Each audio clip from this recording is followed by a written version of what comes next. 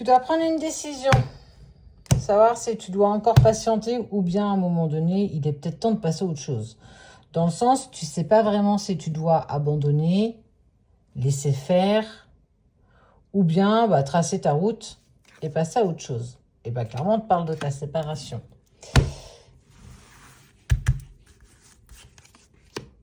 Ouais, on parle de la relation pour le coup. Tu t'es longtemps économisé, tu as dépassé en fait les trahisons qu'il y a pu avoir. Tu as essayé de te dire que c'était une erreur, en fait, tu as essayé de trouver des excuses à l'autre. Mais il ne faut pas oublier quand même que ça t'a donné beaucoup de tristesse. Araignée du matin, chagrin. Araignée du soir, espoir. Là, on n'est pas du tout sur de l'espoir. On est en train de se rendre compte, tu es en train de te rendre compte que tu ne peux pas tout pardonner. Tu ne peux pas tout accepter par amour. Et que simplement parce que tu en as marre, simplement parce que tu es dans le silence, tu es dans la distance, il n'y a rien, vraiment plus rien qui se produit. Et donc, tu te retrouves face à toi-même, mais est-ce que je dois continuer à espérer? Est-ce que je ne me suis pas fourvoyée? Est-ce que je suis dans une relation dite sacrée? Ou est-ce que je suis dans une relation toxique et que, en fait, l'autre, il est juste en train de passer à autre chose? Et que c'est moi, perpétuellement moi, qui m'accroche et qui m'attache à quelque chose qui n'existe plus. Parce qu'effectivement, il n'y a plus grand-chose. Il n'y a même plus rien du tout.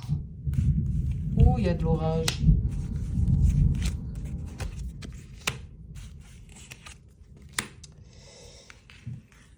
Attention tout de même à ne pas commettre et à ne pas faire de bêtises, à ne pas essayer de sortir ou... j'ai envie de te dire, de noyer ton chagrin dans les bras de quelqu'un d'autre. C'est pas la bonne solution. Cette nouvelle personne, l'a clairement pas mérité. Toi non plus, tu ne l'as pas mérité. Mais il est peut-être temps aussi de poser les choses. Qu'est-ce que toi, tu souhaites mettre en place? Est-ce que tu dois encore patienter? Est-ce que tu dois rester dans cette tristesse? Bien sûr que non. Tu dois pouvoir te reprendre. Tu as envie de sortir, de faire de nouvelles rencontres? Fais-le, mais en ton âme et conscience. Ne le fais pas pour encore remettre un pansement sur ce qui a été la fin de cette relation, cette tristesse, ce que tu n'as pas compris, pourquoi tu en es là aujourd'hui. Ça sert à rien d'avancer avec quelqu'un que tu as juste rencontré et te dire, voilà, je trace ma route et puis elle vienne que pour... Non, non, il vaut mieux parfois être seul que mal accompagné. Et surtout, cette personne, elle sera peut-être pas dans les mêmes énergies que toi, elle aura peut-être envie de se projeter avec toi. Mais si toi, tu n'es déjà pas clair avec toi-même, tu ne pourras pas l'être avec la future personne. Il faut que tu actes cette relation du passé si tu n'en veux plus. Cette décision, elle n'est pas si difficile que ça à prendre. Il faut que tu arrives à la prendre. Et il faut que ce soit aligné avec toi. Tu ne peux pas dire oui un jour, non le lendemain, oui le surlendemain, et après peut-être, et après je ne sais pas, et je me suis peut-être fourvoyée. Non, non, non, non. Pose-toi les bonnes questions. Mais en tout cas, ne fais pas n'importe quoi. Il va y avoir un cadeau, une proposition qui va être faite. C'est une relation de travail. Donc, tu es sans doute sur une relation sacrée. Mais personne ne te dit que c'est facile. Personne ne te dit que ce silence et cette distance, elle s'enlève pardon, comme ça du jour au lendemain. Ça prend du temps. Mais c'est certainement pas... C'est pour ça que je te tire l'oreille pour le coup. C'est certainement pas en passant par un autre chemin, en faisant l'anguille, en pensant que les choses vont avancer. Ça ne fonctionne pas comme ça. C'est une relation de travail qui est longue à expérimenter, à mettre en place. Et ça, il faut que tu prennes le temps de le faire.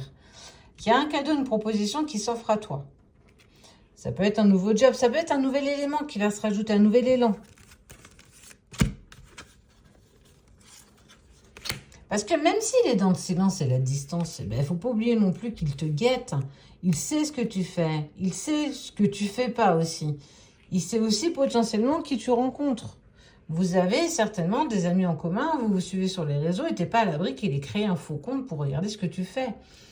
Ne crois pas et ne pense pas que c'est parce qu'il est dans le silence que tout se passe parfaitement bien pour lui. Ça, c'est juste pour rassurer ton ego, c'est rassurer ton mental, dire « de toute façon, il fait bien ce qu'il veut ». Non, pas du tout. Détrompe-toi. Il en est loin, loin, loin, loin, loin.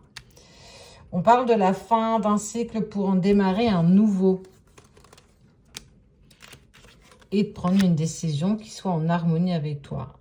Ne fais pas n'importe quoi. N'essaye pas d'avancer vers quelque chose qui n'est pas fait pour toi. Si tu n'as pas cet alignement pour faire une nouvelle rencontre, c'est OK. Si tu supportes plus la distance et le silence, arrête d'attendre et de patienter. Avance, trace ta route. Mais sache que ce n'est pas en ayant des comportements trop ambivalents, en fait, trop en montagne russe, que ça l'aidera à retrouver sa sérénité. Parce que ce qu'il faut que tu saches, et on le dit, il vibre à travers toi. Il te ressent dans ton ego, dans tes moments de doute, dans tes moments de colère aussi. Parce qu'on voit que tu traverses ces moments de colère, ces moments d'incompréhension. Fais attention, véritablement. En tout cas, quoi qu'il en soit, il te fait une proposition ou un cadeau. Et on est sur quelque chose, pour moi, d'assez rapide à partir d'aujourd'hui. Donc, arrête, ne fais plus n'importe quoi.